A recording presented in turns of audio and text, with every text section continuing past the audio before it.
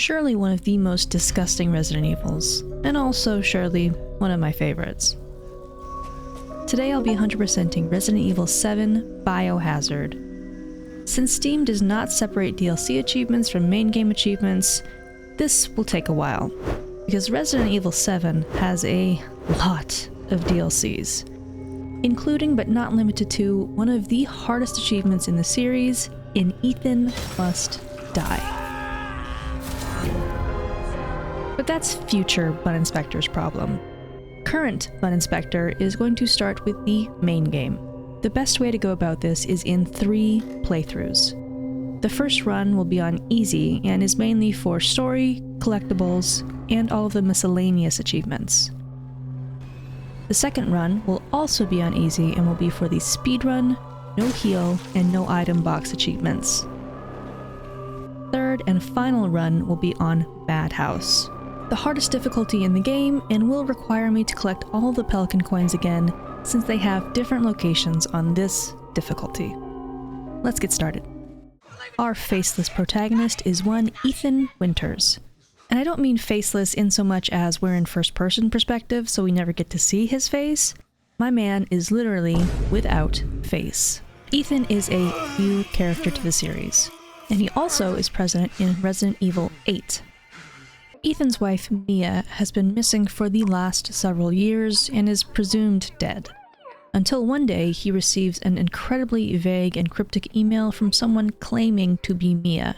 Instead of, I don't know, calling the police, Ethan hops in his Dodge Challenger and road trips from California all the way to Louisiana, across the country just based on this alone. Dulvey, Louisiana, Baker Farm, come get me. That's the whole message, Ethan? My brother in Christ. Are you kidding me? As a saving grace from fools, just starting the game unlocks the first achievement, She's Alive. 4% have not unlocked this achievement, by the way. Which one of you is buying RA7 and never launching it? Come on, guys. Lock in. After ignoring every survival instinct provided by his ancestors, Ethan makes his way to the property. Like, dude, why would you go past this? What even is this? It's screaming for you to turn around, get in your little Challenger, and leave. In a makeshift fire pit is a woman's purse, and further inspection of the purse provides us with Mia's driver's license. And another achievement. Aha! With confirmation of Mia being here, nothing will stop Ethan from proceeding forward now. Be it a big-ass cockroach, or watching this VHS tape of people being brutally murdered in the house which he is currently standing in. There are 4 of these VHS tapes throughout the game, and they allow us to play as a different character, providing backstory or sometimes puzzle solutions. We're going to need to play all of them in the same playthrough, and this first one features this group of goofy guys known as the Sewer Gators, who do paranormal documentary type stuff, and they definitely bit off more than they could chew with the Baker house. First, I made sure to grab this lockpick so I can open this drawer in the kitchen. There's nothing in it right now, but doing this opens the drawer in Ethan's reality, and that drawer has our first Pelican coin, plus I pop Master of Unlocking. This doesn't make any sense, by the way. It's clearly locked when we first get there, and if Clancy had unlocked it, it should have been unlocked upon Ethan's arrival. But whatever. Timeline bullshit. The Sewer Gators get attacked, and these 2 guys, dead. Unfortunately for the third dude, Clancy, the cameraman never dies. Clancy features in several of the DLCs, and is just absolutely tortured by the Bakers.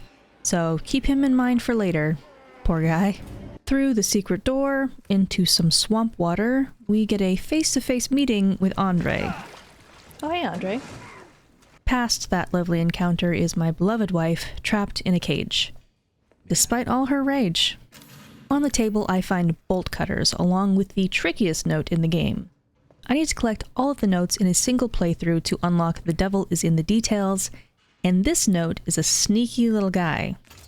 Even though it's one physical paper, it's 2-sided, and each side counts separately. Capcom, you little stinker. I release Mia and have to wonder if the internet has completely ruined certain words and phrases for me. What the hell's going on? Daddy's coming. We need to go.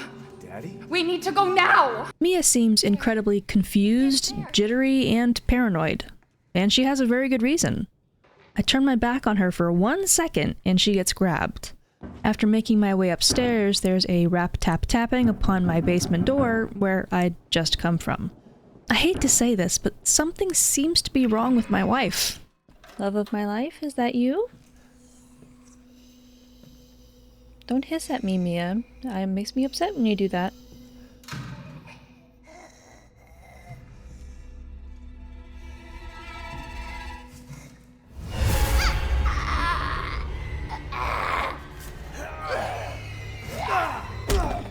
Did you do something different with your hair? I'm willing to work it out, but she doesn't seem to agree, and we partake in some casual domestic violence.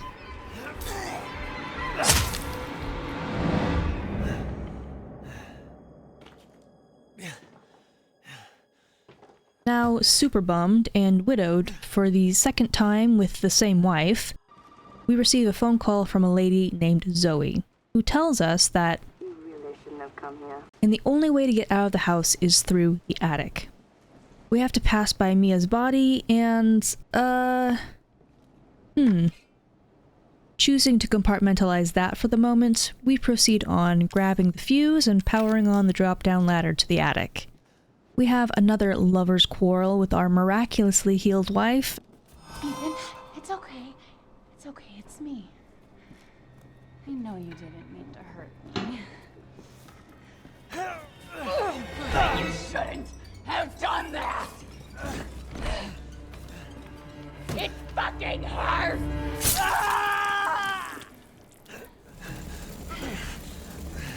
Now, let's see what you feel.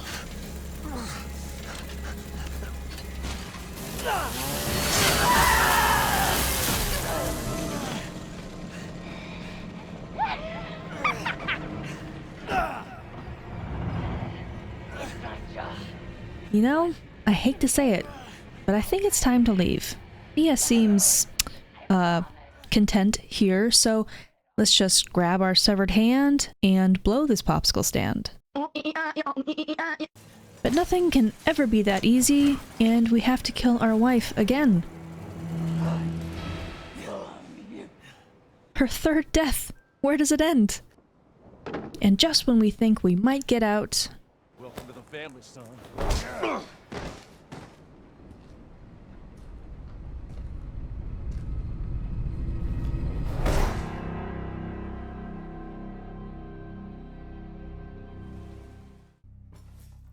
We awake tied to a chair in the midst of one of the most memorable scenes in the game, the dinner table.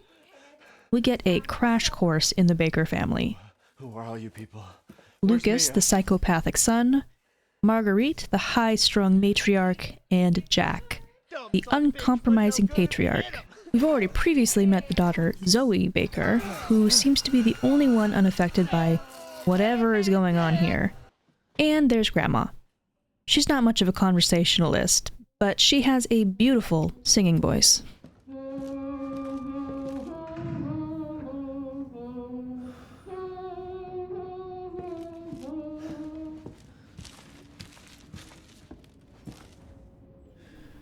I'm watching you. My first order of business after escaping the chair is to get the hell away from Jack. He's pretty vicious, and I'm unarmed. Zoe did staple my hand back on, so at least I'm not unhanded. Boo! But ultimately, my best bet to escape Jack is to stealth around while he's stalking me throughout the house. After a little do-si-do and a close call, I escape into the crawl space, which leads me right back to the house. But at least Jack has moved on, and Zoe tells me there is a path to escape the house through the main hall. Before I can access the hall, I need to find an impression of a centaur's body to unlock the door. The first of many very interesting locking mechanisms we encounter in this game. I meet a local deputy who provides me with a pocket knife. Listen, it's better than nothing. Not much better, but better. The first thing I do with my new weapon is slash this bobblehead in the laundry room. He's the first of 20 Mr. Everywhere bobbleheads that I need to destroy for Mr. Nowhere. Some of them are pretty tricky to spot, but they do make a little sound, which helps a bit. Off to the garage to meet with the deputy. He has one of the worst deaths I've seen in a game.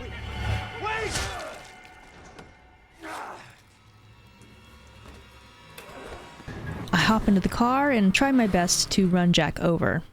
He wound up behind me somehow, so it was a little more awkward than it needed to be. Despite running him over with a car roughly 10 times, Jack tears off the roof and takes it for a little spin. Miraculously, Ethan is not impaled by that metal beam. Then the car sets alight, and Jack is still fine. To recap, he's been hit by a car, crushed, set on fire, shot, and now he's exploded. Surely dead. Well...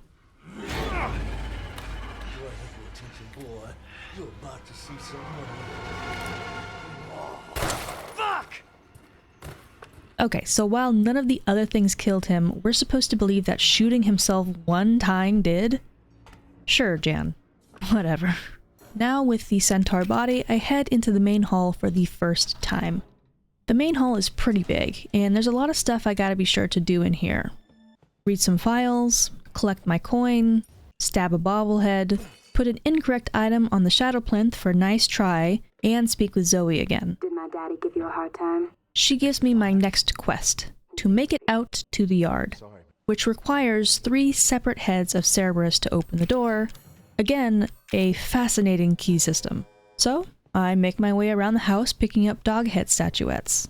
Upstairs in the game room, I find the second VHS tape named Mia. I think I know who it's about. It was recorded by Mia after she cut off Ethan's hand with the chainsaw. And by the way, she doesn't even open this video with a sorry. She's just like, oh, it wasn't me. I couldn't control it. Yeah, alright. Majority of the tape involves Mia getting chased through the old house by Marguerite.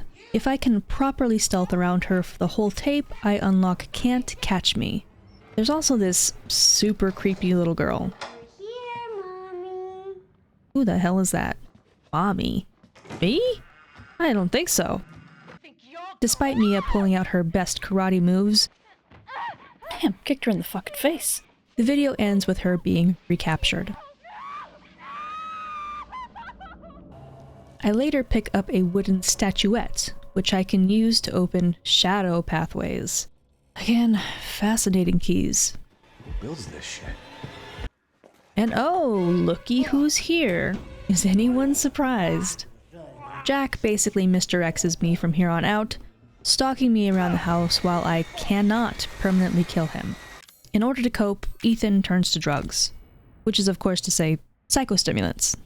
These will temporarily show me through walls, floors, or any other objects where all items are located, and is, in my opinion, completely useless.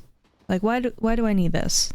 We shortly encounter our first non-boss enemy. These guys are called molded. They are made of mold. The biggest negative in this game, for me, has to be the enemy variety. Outside of the Baker family, our enemies consist of various flavors of molded, and to be honest, not even that many flavors. I decided to give this guy the business to get the achievement for killing an enemy with a knife out of the way. In the basement, I find what is called the processing area. Ominous and terrifying. This area is used by the Bakers to create these molded creatures. By capturing and killing people, putting them in this mold stuff, I'm not 100% on the science of it. I find the last Cerberus head, and wouldn't you know it, Jack's itching for a fight. In the first phase, he is swinging a deadly-looking axe around. The best way to deal with him is to kick the corpses at him to stun him and just shoot the heck out of him. Occasionally, he goes down to a knee and transforms into used bubblegum, opening him up for extra damage. In phase 2, Jack grabs some crazy chainsaw scissor thing. I'm able to grab the spare chainsaw at the same time, but mine is just a single one. Kind of disappointing in comparison. There aren't many combat situations where I think, damn, only a chainsaw? Many of Jack's attacks are incredibly damaging, but if I crouch, most of them sail right over my head. For doing so, I unlock Duck If You Love Life. And god damn it, I love life. Once I hit him often enough, Jack loses his head, and the rest of his upper torso. Now only being a pair of legs, Jack is surely dead. Now in possession of all 3 heads of Cerberus, I gain access to the yard. In said yard is the impossible-to-ignore, brightly lit RV. Inside we find some of Zoe's frilly things, along with these bird cages which will accept our pelican coins in return for whatever item is inside. Why yes, thank you. I will take a magnum. Zoe gives us a call and tells us that she and Mia are both contaminated with something, and that they can't leave while they are this way. The only way to help them is to provide them with a serum, and that serum can be found in the old house, the domain of one Marguerite Baker. Marguerite is into bugs, in a big way. There are creepy, crawly little things everywhere in the old house, in hives that attack when I approach, covering doors, drawers, and cabinets. Following the path around, I find... Bug. There it is. Tell us about it. Bug. Bag. Bug. What kind of bag is it? Kind of bag. Blue bag. This increases my inventory slots and I unlock in the bag. I also kill bugs off a door with a knife, which takes an uncomfortably long time, but unlocks... ////. Jesus. Also, each of these bugs count as individual enemies, so I easily unlock less is more for a buy one get one free kill. I encounter Mia, but before we get into talking much, she gets dragged away by Lucas. This marks a turning point in my exploration of the old house. From here on out, I'm being stalked by Marguerite and her bug friends. She can't die, but if I fight her off, she will leave me alone for a short time. And I opt for that route. Once she runs away, I unlock Back Off, Mrs. B. I grab a key and Marguerite throws me into a it puts the lotion on its skin style pit. I have to fight her from this angle, which is different. Eventually she falls into the pit dead and melts into a pile of goo.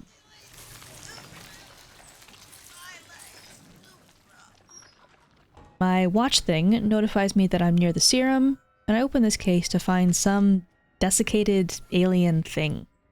Not like any serum I've ever seen before. In fact, all this provides me with is the recipe to make the serum, which requires a D-series head and arm. A head? I think I have that around here somewhere. You do? Since Zoe has access to the head, I need to look around the second floor for an arm. A literal arm. This is not figurative, by the way. I make my way forward until I find this locking mechanism that requires a lantern to open it. I seem to remember seeing a lantern somewhere. I head to where I'd left Marguerite, who was dead last I checked.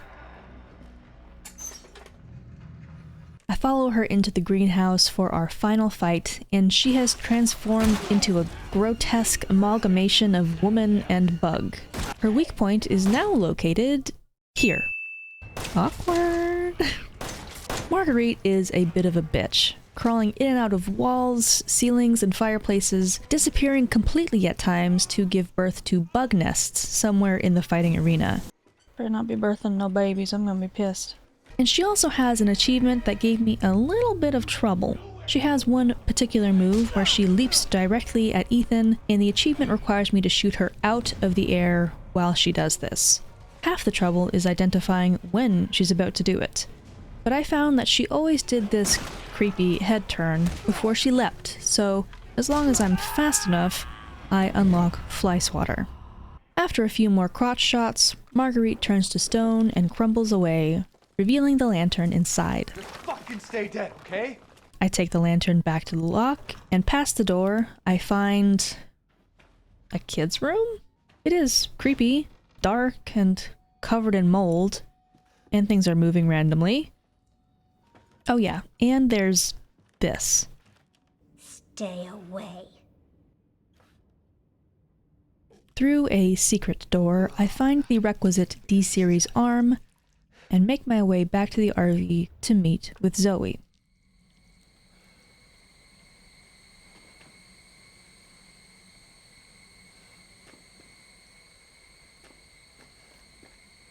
Who is not here. and Lucas gives us a call to say he has both Mia and Zoe, forcing Ethan to play his game to rescue them both. First things first, I head back down to the processing area and get the key from the deputy. This key enables me to unlock Lucas's childhood room, and I find a note showing that he was a homicidal psychopath long before mold came into the equation. He had lured his school bully over under false pretenses, then killed him by trapping him in the attic and leaving him until he died. That would have been way before whatever the hell is going on now. Up in said attic, I locate my third VHS tape titled Happy Birthday, along with the first of 2 key cards I need to access Lucas's area. The key also allows me to open what turns out to be Grandma's room. She, for some reason, has a hidden pathway under her bed, which leads back to the processing area. In a previously inaccessible room, I locate the second key card, and I'm ready to party with Lucas. He is the wiliest of the family, preferring to toy with Ethan than directly face him. Sending Ethan through a barn filled with tripwire traps, hidden bombs, and molded. All while goading him through a speaker system and pre-recorded videos. Speaking of pre-recorded videos, I found a VHS player so I can see what's going on in this Happy Birthday tape. The content of the tape is Clancy the cameraman's final hour.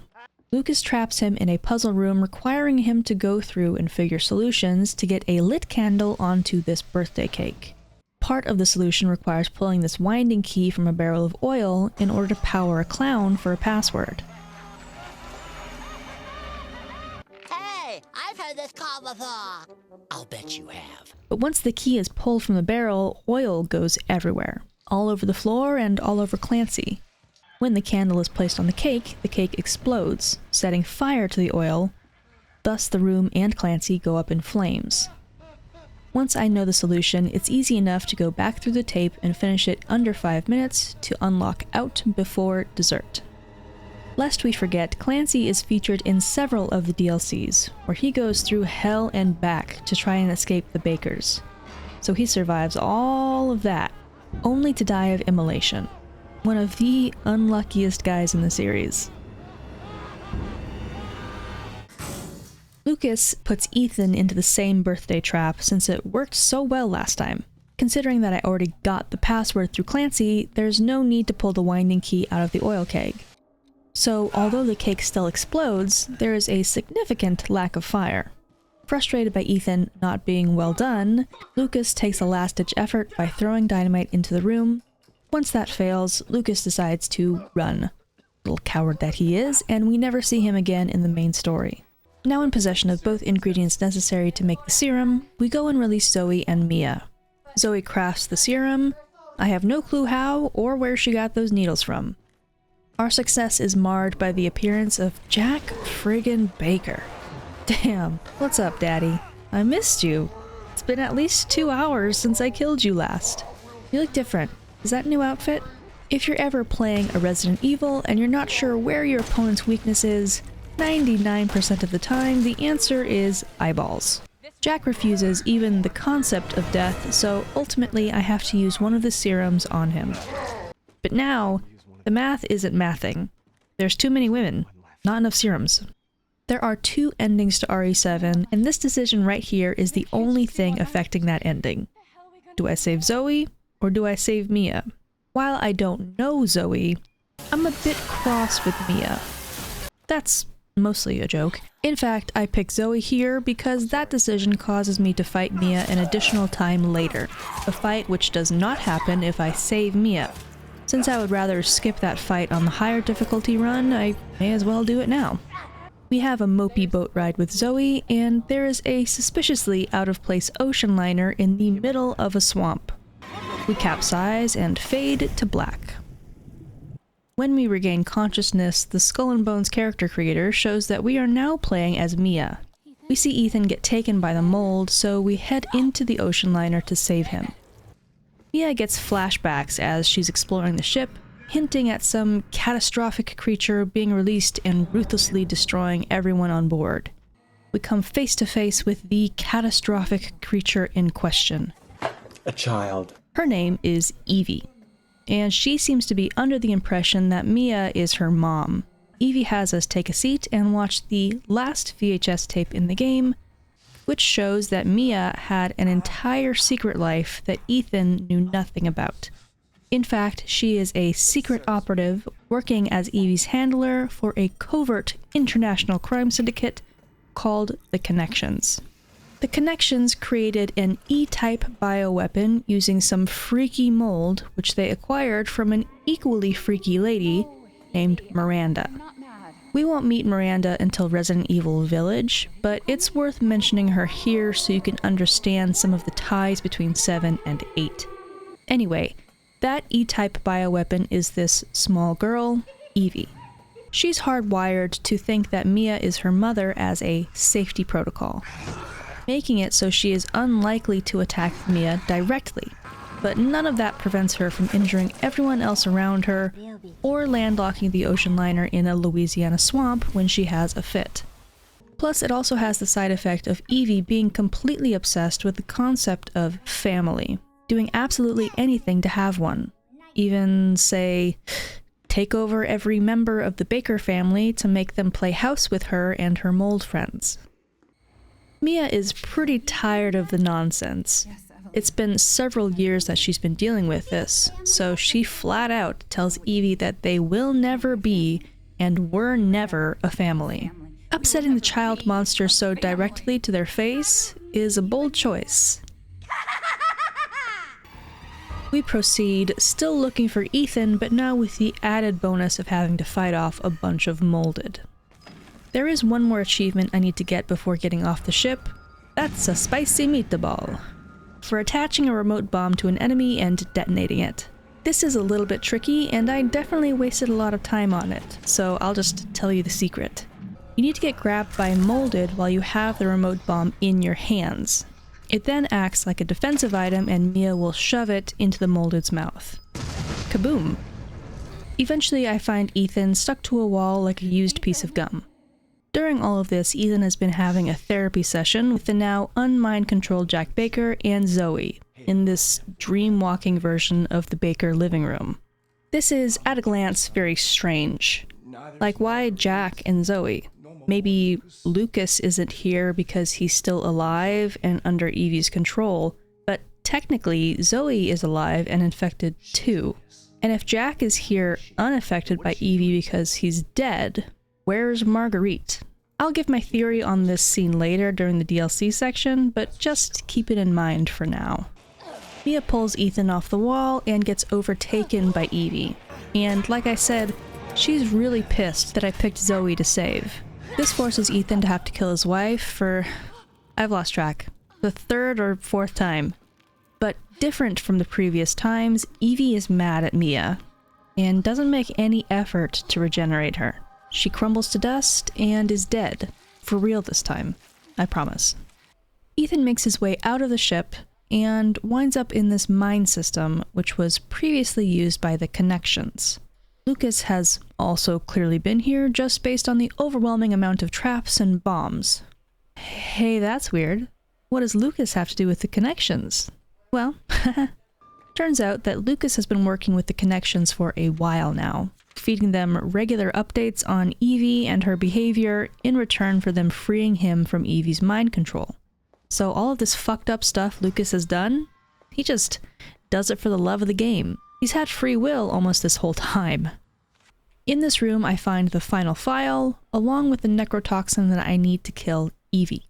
The tunnels lead me right back to the guest house where everything started, and I locate the final everywhere statue for Mr. Nowhere, make sure that I craft every item in the crafting menu for first place at the science fair before I proceed. Because now, we're having our final fight with Evie. I inject her with the necrotoxin, and it turns out that Evie has been Grandma the whole time. Remember her popping in and out of weird areas and singing Go Tell Aunt Rhody? Well, it all makes sense now.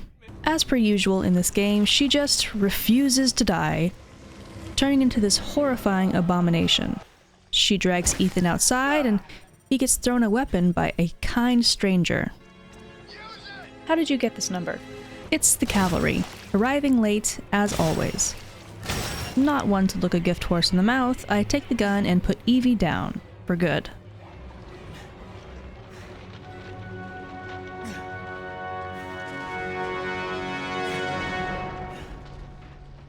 The aforementioned kind stranger approaches, and who the hell is that? They have to tell you that he's Chris Redfield, because otherwise you'd have no way of knowing. You'd be forgiven for thinking this a total stranger for how little he resembles any other iteration of Chris Redfield that has come before or comes after. Chris and the other Umbrella Corps goons take Ethan out of the area, and his story ends without having saved Mia, Zoe, or anyone else, to be honest. He did kill Evie, technically saving future people from being taken by the Bakers, and maybe killing the Bakers freed them in some way, but that's as positive of a spin that I can put on it. I unlock playing it safe for finishing the game on easy, and it's right back in for the second run. This run is focused on the speedrun achievement, the first aid achievement, and the item box achievement. Since I don't need the collectibles or VHS tapes in this run, that saves me a bunch of time. Plus, knowing exactly where to go helps. The healing is easy enough, considering that on easy difficulty you heal over time from red or orange caution to yellow caution. And also, in a pinch, use steroids, as I always say. Steroids, on top of increasing your maximum HP, also heal Ethan to full. The sneakiest achievement in this run is actually the item box, because while the description says that you can technically use the item box 3 times, coincidentally the game forces you to use the item box 3 times throughout the story. Before Lucas's happy birthday room, after Lucas's happy birthday room, and once controlling Ethan again after the ship. This means there are no other times that you can use the item box than these 3. Learn from my mistakes. Don't touch that item box. Also learn from my mistakes, don't forget that you need the goddamn crank handle after the happy birthday tape in order to reach Mia and Zoe. Otherwise, this run went off without a hitch. I get the other ending for saving Mia instead of Zoe. I'm then left with the final run of the main story on Madhouse difficulty. Madhouse has several notable changes from the other difficulties, on top of enemies just having more health and dealing more damage.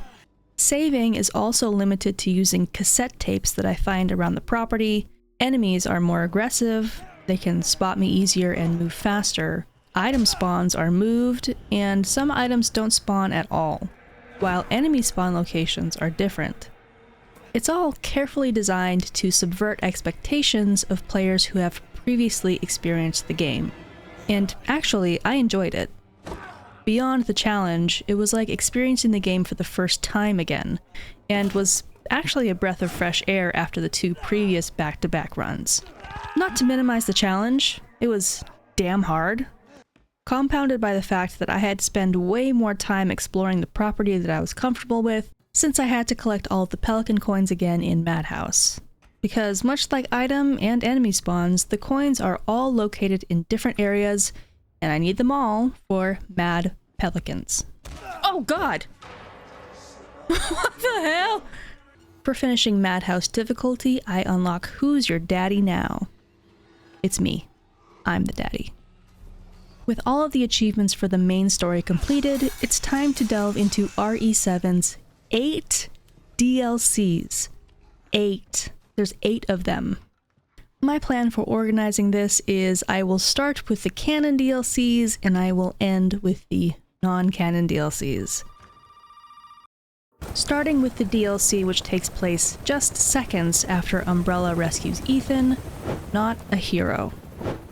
We play as the dollar store version of Chris Redfield, who is hunting down Lucas Baker, while also looking for 3 of his team who have stopped responding to their comms. You may recall that in the story, Lucas just ran off and we never saw hide nor hair of him again. Well, turns out he's hiding down in the mine system, and Chris is hot on his trail. There are 2 achievements for Not a Hero. Mission accomplished for finishing on easy or normal, and You're a Hero Now for finishing on professional difficulty. These 2 can stack.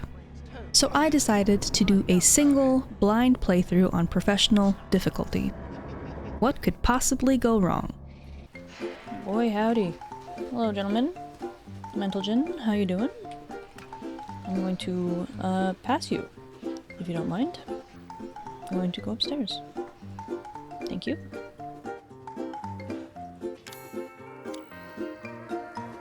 I'm fucked. Can I? Oh my god. Making my way through booby-trapped mines, nothing notable really happens, other than meeting a new molded type called a mama mold. She fucking sucks. At the climax of our adventure, we catch up to Lucas, and he turns into his molded form, which we've yet to see so far. I shoot him in his multiple conjoined heads, and after a while, he'll have a weak spot on his chest open up, which he tries to cover with his arm. Phase 1 is pretty harmless, unless I get harmed, at which point, I might just die. But Phase 2 is where it gets really crazy. Lucas becomes a gimmick boss. He releases airborne mold, and over time, Chris's air supply runs out, and I'll need to make a jaunt over to one of these 2 air supply canisters on the wall, which are in terrible defensive positions. They also have a cooldown period, so I need to stagger them, otherwise I will run out of air and start taking damage. All of this while still being chased and attacked by Lucas. Since I'm playing on professional difficulty, he hits like a Mack truck and is incredibly spongy. My first attempt, I actually ran out of bullets. Oh my god, bro. Oh, hell no, man. What the fuck? Which I did not anticipate at all. I mean, look at my starting supplies. That seems like it should be enough to put down a single crackhead-looking psychopath. But after another failure, with dwindling supplies and a giant monster, I started to wonder if I had enough inventory to kill him at all, or if I should return to the mines to see if I missed anything. Often to my own detriment, I am a stubborn idiot, so I really didn't consider gathering more supplies for long. Instead, with sheer determination of will and improved aim, I managed to take him down and got my first 2 DLC achievements on the board. No! Evie, please! A short time after Not a Hero ends is the DLC End of Zoe. No! Zoe! End of Zoe. Last we saw Zoe, she was left behind at the Baker house, still infected. We play as Zoe's uncle, aka Jack's brother, Joe Baker. He comes upon 2 Umbrella operatives standing over an unconscious Zoe. She is alive, but she's strangely crystallized and seems greatly affected. Joe is not much of one for talking. He generally punches first and asks questions later, and he punches real good. From Umbrella operatives to alligators, monsters and molded alike, these hands are rated E for everyone. End of Zoe has the most achievements of any of the DLCs, 6 in total. I decided to take it in 3 playthroughs to make it easier on myself. First, play it through on normal difficulty with no restrictions, just to enjoy the story. Joe is on a mission to find a cure for Zoe, and this Umbrella agent says that they have a serum at their base. Alright dude, I heard you the first time. No need to go to pieces over it. At this point we first meet a recurring enemy. This big swamp monster guy. Kinda looks like Davy Jones, but with millipedes instead of tentacles. We encounter and fight with him several times throughout the run, even though he's visibly dead after some of the fights. This seems strangely familiar. The swamp monster steals Zoe away, and now we have to pursue him while still looking for this serum. Past molded and terrifying gators. Okay, well, that was unnecessary. Joe makes a discovery. Jack? What the fuck? My headcanon is that this is the reason for that scene with Ethan on the ship. Marguerite was dead, so she couldn't be there, while Lucas has no interest in talking with Ethan because he's a psychopath anyway. Jack was not dead, clearly, because here he is, and Zoe's been alive the whole time. So of course they're the two Bakers in this scene. Now as to how they can communicate with Ethan, that ties back to a big spoiler in Resident Evil Village, so I won't say for now. As to how Jack's not dead, don't ask me. It goes against my entire understanding of how everything works. That's fine. I love that. Joe synthesizes a serum the only way he knows how, only to get attacked by Jack and stuck in this water coffin. I still have no clue how Joe would have gotten out of this. It's giving Houdini. I head up to the Baker's main house, now sterilized and covered in umbrella gear. Seeing the house like this was kind of interesting. It reminds me of re-entering the Ishimura in Dead Space 2, after it's all cleaned and empty. Kind of eerie to see it in a whole different light.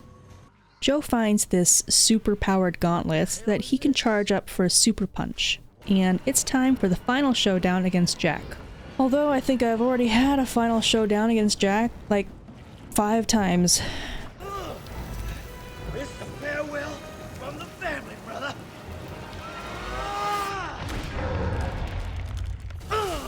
All right. We inject Zoe with the serum, and here comes the damn cavalry, late as always.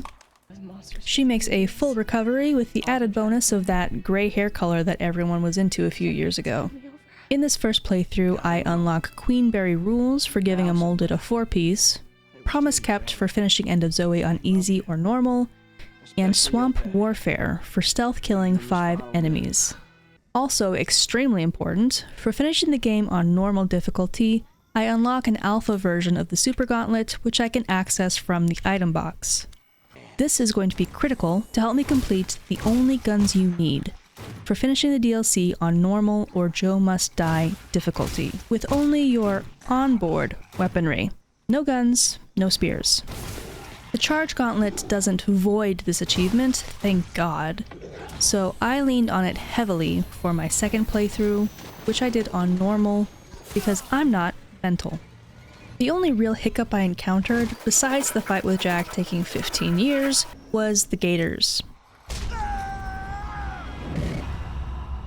All I need to do to kill them is hit them with a single, fully charged gauntlet hit. But that requires getting close to them, and getting hit by a gator is an insta-kill. This first swamp area was a nightmare. A gator-infested, wonky hitbox, no-look insta-kill nightmare. It's possible to trigger the first few and despawn them by going up on land, but the last 3 don't work with this tactic. I think I eventually got lucky. I'm not sure that there's any secret to this other than luck. There is a second achievement I can unlock in this run, Fastest Man in the Swamp, for completing a single extreme challenge. An extreme challenge is a timed event only available after you finish the game previously on normal or Joe Must Die. They want me to complete a section of the game under a time limit, and these limits are pretty generous, so just playing the game, I managed to pass one without any fuss, even with no weapons. Now, with 1 run left, it's time for Joe Must Die difficulty. And tell me why this is the second hardest achievement in this whole game. What the hell? Excuse me? This was harder than Madhouse, in my opinion. Is that a bomb? It was, in fact, a bomb. This difficulty has bombs and tripwires everywhere, just like when we were dealing with Lucas. Eventually, I created routes where I could use some bombs to my advantage, so that wasn't too bad. The real issue was twofold. First, the fucking alligators. Unlike in my melee-only run where I had issues with the first area of gators and not the second area, in Joe Must Die I had no issues with the first spot, and exclusively only issues with the second spot. I needed to collect all of the throwing knives I could so that I could pop these bombs and kill the fat molded near the end of this area, which meant I was in and out of monster-infested water way more than I was comfortable with. And I also roll greed. I'm a little loot troll, to my own detriment, and I saw this effigy in the tree. Effigies are these dolls you can pick up which increase attack damage, and I wanted it. Alas, I never managed to navigate this water without being seen by the gators, and they always gave me a one-way trip to the beginning of this whole area. Eventually, I just gave it up. I was so sick of being here, I just needed to go. Let the prehistoric beasts pass. I don't know. I need to get out of this area. I'm gonna lose my mind. My second issue was these little four-legged bastards. They messed me up. They are my little nemesis. Nemesis? I don't know. They hadn't bothered me too much in the main game, but in both this playthrough and, as you will see later, in Ethan Must Die, they destroyed me. No matter what other enemies were in my way, if there was a crawler, they would have to be handled first. Every time. Since I had been saving supplies throughout my playthrough with fighting Jack in mind, I had collected a good amount of bombs, which made this fight nice and easy. With that, End of Zoe is complete. Unquestionably the shortest of all the DLCs, Daughters is a prequel, which shows the moment the Bakers are overtaken by Evie. It plays from the perspective of Zoe and has two endings, both of which we need for the achievements. Thankfully, a playthrough is like 15 minutes, max. It's more of a lore walking simulator, with jump scares than anything else. With a vicious storm rocking the area, Jack rescues a seemingly unconscious Evie, bringing her into their home and implying that Mia had already been taken in before this. All right, little girl, let's get you. At this point, all hell breaks loose. They're mine now. What? Starting with Marguerite.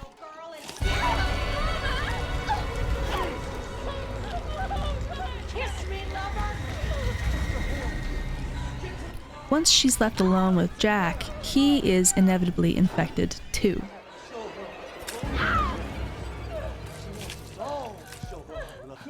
This scene with Jack must surely trigger people with a particular history, because my daddy issues are a whole different flavor, and I was still anxious during this. Jack drags Lucas away for his infection, and we have to sneak past Marguerite to get to the garage. Stay away! Don't touch her! This is the saddest part of the Baker's story. They were just normal people who loved their family. Not you. Loved them enough to still try and resist Evie as long as they could. Zoe sneaks into the garage, but never makes it out. What? Leave us? Don't you want to meet your little sister? This is the bad ending, and I imagine most everyone will get this ending on their first run, because the true ending is a little bit nebulous. First thing to do is spy on Lucas long enough to get his phone password, then grab the lockpick from the crawl space and use it on the drawer in the bathroom to get an electrical part. Combine that with Lucas's trophy to access the attic and hack into his computer using the phone password. Read his note saying that Jack threw all of his stuff out on the veranda, and in said stuff find a head of Cerberus for the yard door. Sneak past Marguerite in the other direction to head outside. Oh boy! Oh boy! In the trailer, we find Mia unconscious. We grab the head for the serum, and...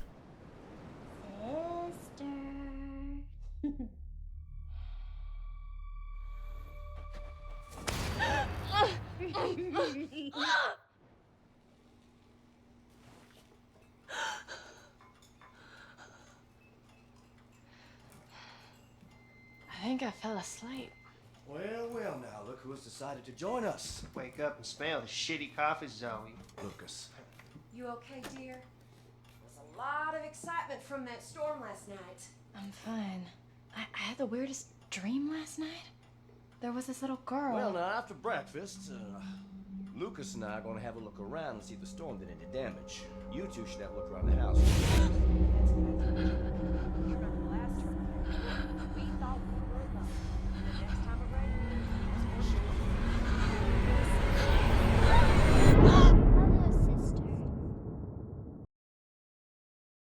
This next section I'm going to call the Clancy Jarvis Memorial section. There are 3 DLCs in Banned Footage Volumes 1 and 2 which feature Clancy. Going in chronological order, we start with Nightmare. In Nightmare, Clancy gets thrown into the processing area by Jack and has to survive from midnight to 5 a.m. in order to escape. Each hour has waves of enemies which need to be killed, along with 2 special guest appearances by Jack himself. There are machines throughout the processing area which generate scrap. Scrap can then be used to craft items. But machines generate scrap slowly, and at the end of each hour, they turn off entirely until I clear that wave. All of this to say, I have to be mindful with each use of my currency in order to survive. Once I clear Nightmare, I unlock the ability to play Night Terror, which is exactly the same but on a harder difficulty. There are more enemies per wave, they do more damage, and machines generate scrap much slower. With the stakes so much higher in Night Terror, I really have to be careful with my scrap. And hey, the knife is free. That's the best price I'll get all night.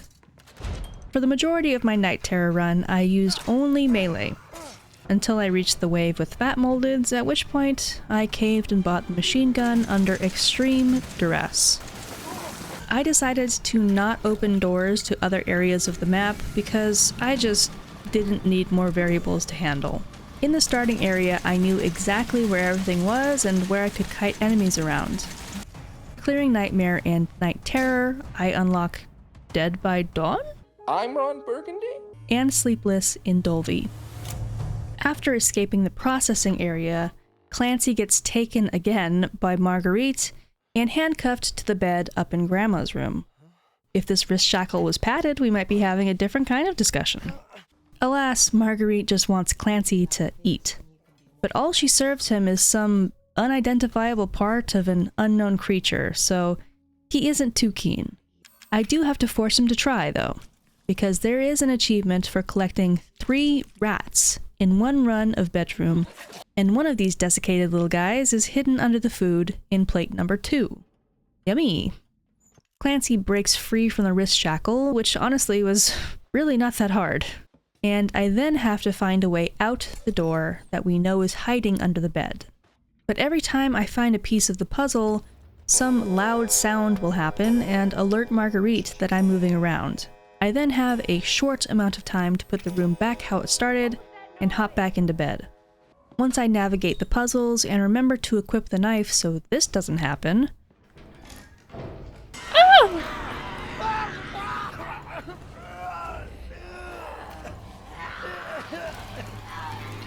No, ma'am. I unlock like Mama used to make. Clancy can't catch a dam break, and after escaping into the barn, gets grabbed again by Lucas, who wants to play the sickest game yet. Blackjack. But not against himself, as per usual. Instead, he forces me to play against this poor bastard, Hoffman. The basics of it are pure blackjack. We draw cards, trying to get as close to 21 as possible without going over, and whoever between Hoffman and I have the best hand wins. The difference is, instead of chips, we bet in fingers. We also have these coins that do various things. Draw a specific card, reduce my bet by a finger, add a finger to Hoffman's bet, stuff like that. To win, we just gotta be the final fella with phalanges. At least, that's the parameters set by Lucas. But who said he was trustworthy? Plus, even without fingers, Hoffman doesn't want to die either, so after losing the first round, he fights through the blood loss for a bonus round. But he doesn't have any more fingers to bet. Lucas has a solution. Electricity. Now I must try to avoid a lethal electric shock, so kindly illustrated by this bright red skull. After I win the second round and Hoffman gets fried, you would be forgiven for thinking I've won. Well, no. Lucas wants to keep the game going. Now I have to play against a marionette Hoffman.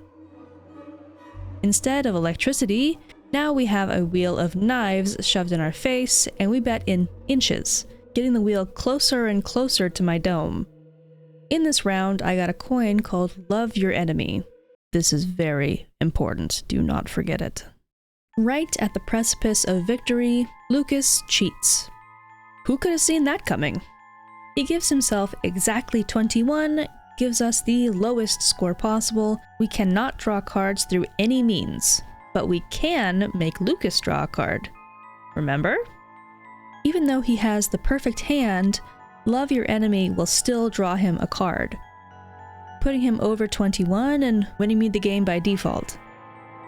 But Lucas would never accept us winning. The game was rigged from the start. And he must really love blackjack, because then we unlock the ability to play what's called survival mode, where we play a series of 5 opponents in a row. Winning that unlocks our ability to play survival plus, where we have a series of 10 opponents in a row who are crazy aggressive. And if I lose at any point in survival or survival plus, I start back at the first opponent. It felt like I was playing 21 for an eternity. I lived an entire lifetime sitting at this damn table. Why is there so much blackjack in my RE7? If it wasn't clear, I didn't like this, but I survived. Huh? Huh? Still, after all that, Lucas doesn't let Clancy go. In fact, immediately following 21, he gets thrown into the happy birthday room, and we all know how that ended. Diving headfirst into non-canon DLCs, we have Jack's 55th birthday. For Jackie's birthday, all he wants is some yummy food. Mia goes around the map, picking up foods for him while fighting off Molded in cute little hats. Once Jack is sated, I'll get a grade which is dependent on how long it took me to feed him. Feeder speedrun activated. I need to get an S rank on each of the 6 maps to unlock best birthday ever. The other 2 achievements for this game mode are Miracle Chef for feeding Jack every type of edible, including garbage, which is arguably not edible. Some trash. And Don't Keep the Man Waiting for clearing a stage with a 10-minute time bonus. This was another of my least favorite DLCs because it basically boils down to just memorizing placements and routes and trying to shove food down Jack's throat as fast as possible. Not super engaging for me, but still better than 21 Survivor Plus or whatever it was called. I've blocked that from my memory already. Now for the DLC that we've all been waiting for, Ethan Must Die. This was, as I said, one of the hardest achievements I've ever completed in any Resident Evil. Now, to be clear, I've not gotten every achievement in every Resident Evil. I'm not crazy. But I can say that this one achievement in this one DLC took me a year to pull off. In my defense, there was a lot about this game working against me. The objective in Ethan Must Die is simple. I follow an alternate path through the main house, routing to the living room and then out to the greenhouse, and win a fight against Marguerite. The fly in the ointment is there are Molded everywhere, along with bombs, tripwires, death traps, pressure plates, and turrets. Ethan gets one-tapped by any damage. Plus my only defense is whatever I can cobble together from randomized item boxes, some of which are just bombs pretending to be items. And you guys, my RNG has never been too good.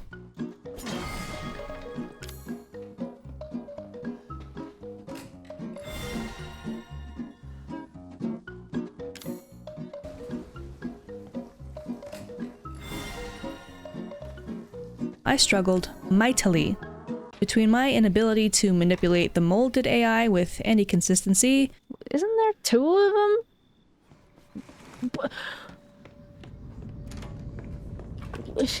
Can you behave? And also not being able to deal with the four-legged bastards. Oh no, it's gone sideways. I watched guides, I read item tier lists, but for all my efforts, I had only reached Marguerite once, and that attempt ended like this.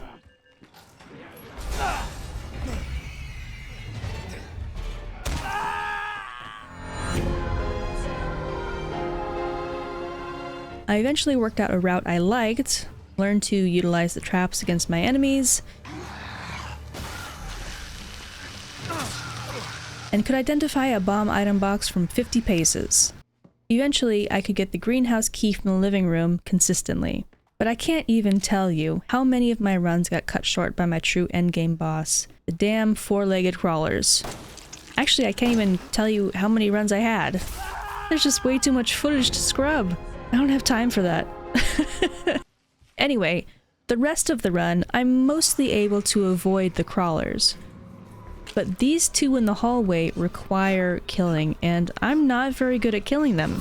Failure after failure after failure, wearing upon my spirit, I had decided to do one more attempt before calling it quits. And wouldn't you know it, I struck gold.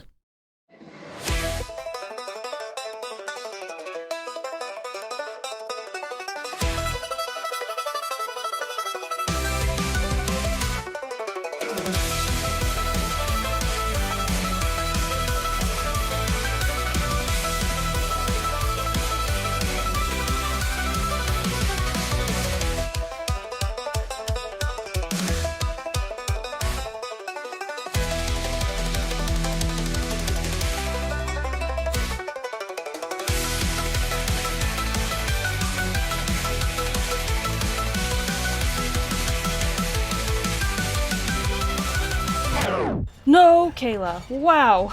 Wowee! Wowee! I'm so good at this game!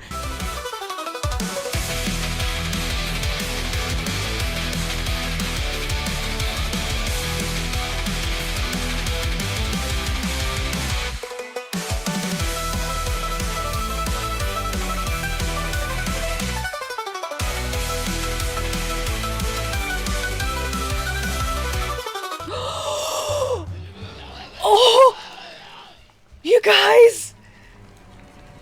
I fucking did it!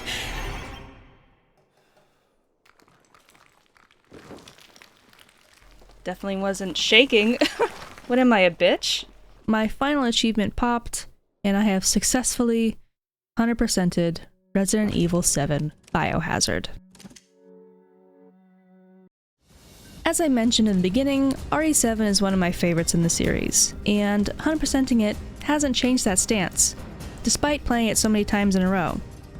I think the main story up to the ship is perfect. The ship section and after is a little but the beginning half is so good, it's forgiven on my accounts. And while I enjoyed some DLCs more than others, they were all distinct and creative, which I can appreciate. Plus, I did love following up on the characters from the game. That's all I have for you today. This is the end of Bun's Fear Fest, and I hope you have all enjoyed yourself. And hey, I post achievement hunt videos every other month of the year as well, so keep an eye out for those. Thank you so much for watching. I'll see you next time. Bye bye.